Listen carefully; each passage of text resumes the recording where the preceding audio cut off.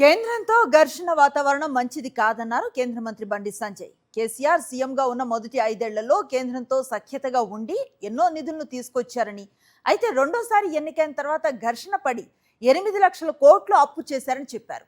ఇప్పుడు కాంగ్రెస్ ప్రభుత్వం కూడా 2 ఏళ్లలో 2.5 లక్షల కోట్లు అప్పు చేసిందన్నారు కేంద్ర మంత్రి బండి సంజయ్. అలాగే జంజీల్ను సీఎం రేవంత్ రెడ్డి మోసం చేస్తున్నారని విమర్శించారు.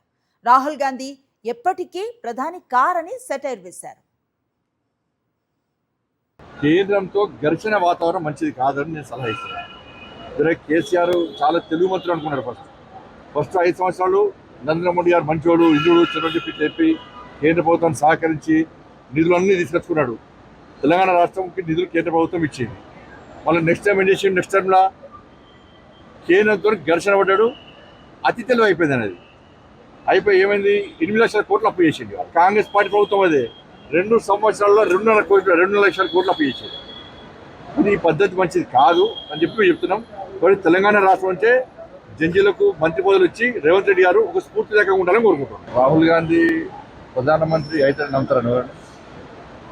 ప్రధానమంత్రి ఆడని రాహుల్ గాంధీ తెలుసు, అది సాధ్యం కాదని రేవంత్ రెడ్డి గారు తెలుసు. అది మిలియన్ జోకి. జంజీలను ఇంకా మోసం చేసే ప్రయత్నం కాంగ్రెస్ పార్టీ చేస్తుంది. మరిన్ని అప్డేట్స్ కోసం ఛానల్ ను సబ్స్క్రైబ్ చేయండి. నోటిఫికేషన్స్ కోసం బెల్ ఐకాన్ పై క్లిక్ చేయండి.